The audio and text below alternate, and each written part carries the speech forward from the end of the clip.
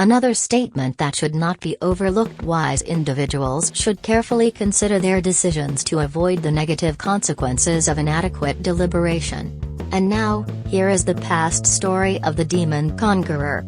You are invited to listen. Kandhara Jataka, the tale of Kandhara the Hermit. Once, the royal prince of King Kandhara of the Kandhara State ascended to the throne after the demise of his royal father. As King Kandhara, he was a monarch who governed the land with righteousness, thus being a just king, which resulted in his subjects living peacefully and the nation being tranquil and serene. During that era, there was another righteous king named King Viteha, who ruled in the city of Mithila in the state of Viteha. The two kings were correspondents, maintaining their friendship through letters, never having met in person but always staying informed about each other's affairs solely through their written exchanges. Despite this distance, they developed a surprisingly close bond. One day, after having observed his religious precepts, he sat among his ministers and officials in the palace. Looking east through a window, he observed an eclipse, where the moon was completely obscured by Rahu, rendering its light invisible. His ministers, witnessing the same phenomenon, reported it to him. Reflecting upon this, King Kandhara thought solemnly, even the moon can be obscured by something blocking its light. These courtiers are similarly a source of sorrow to me. It's absurd to think that I could be eclipsed like the moon. I should seek something better than this.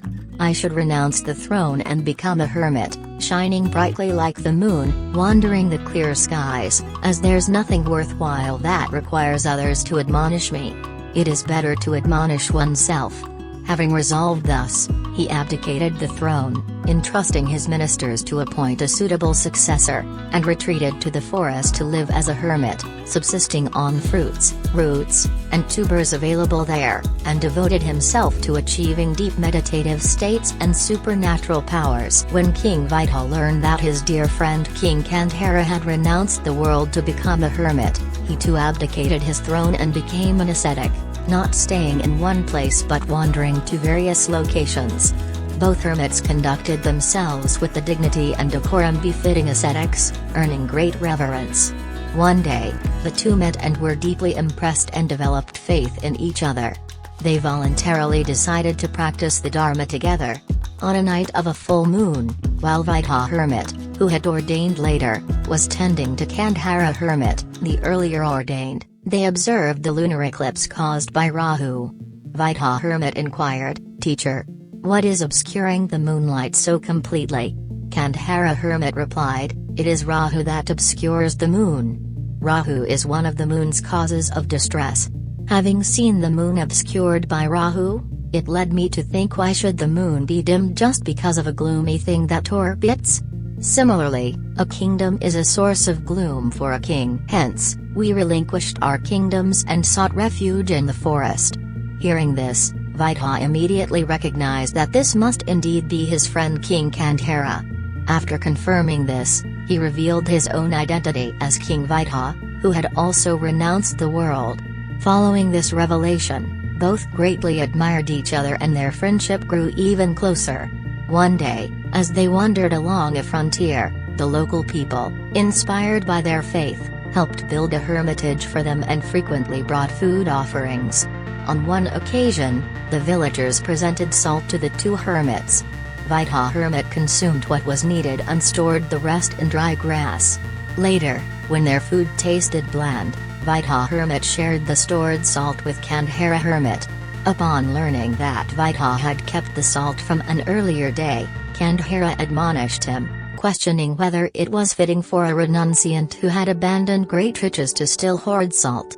Viteha, feeling reproached, retorted that Kandhara was only good at criticizing others without reflecting on himself. He challenged why Kandhara, having renounced his rule over a kingdom, still sought to control him, which was inappropriate. Kandhara Hermit, unangered, calmly responded, "We speak only what is just, not what is unjust. As long as we speak justly, no sin can taint us." He paused for a moment before adding, "Any wise person who points out faults and speaks frankly should be regarded as someone pointing to a treasure." Such a sage is worth befriending, for only good and no evil comes from such association. A person should admonish and instruct others to help them see past their misconceptions. Such individuals are beloved by the righteous but not by the wicked. Viteha countered, but you should also avoid uttering words that upset others, like shaving with a blunt razor. Some words, even if beneficial, are better left unsaid. Kandhara Hermit firmly reiterated, no matter what, you are still incorrect. Whether you like it or not, when we admonish you, if we speak justly, we are definitely without sin. Kandhara Hermit said this because he believed in not coddling anyone but would shape things as a potter shapes wet clay, with the intention to subdue and overpower those who seek spiritual goals, enduring what comes. He continued, those who lack wisdom or haven't properly studied discipline wander aimlessly like blind oxen in the forest. But those who have well studied under a master, they possess good discipline because they have been well taught, and are wise with a firm mind, much like an ascetic who has practiced well and progresses in virtue, concentration, and wisdom. Upon hearing this, Viteha Hermit felt disheartened and recognized his own faults stemming from obstinate pride. He approached Kandhara Hermit to apologize, saying, Teacher, I am sorry. From now on, please admonish and instruct me. For any words I have spoken that offended you, please forgive me. Kandhara Hermit forgave him, harboring no resentment. The two hermits then continued to live together harmoniously, retreating deeper into the Himavanta forest. Kandhara Hermit taught Viteha Hermit the intricacies of ascetic practices. Following these teachings, Viteha Hermit soon attained deep meditative insights and spiritual powers. The two hermits flourished in meditation, destined for the celestial realms. This Jataka tale teaches us, do not disdain those who guide and instruct, heed their warnings, and you will prosper. The Buddhist proverb for this tale emphasizes that we should view anyone who points out faults and speaks frankly as a treasure finder and associate with such wise persons. For in keeping such company, one only acquires virtuous qualities, without degradation. This Jataka tale has come to an end, and the saying that everyone should consider as wise individuals should carefully consider their decisions to avoid the negative consequences of inadequate deliberation. May everyone benefit from listening to this story.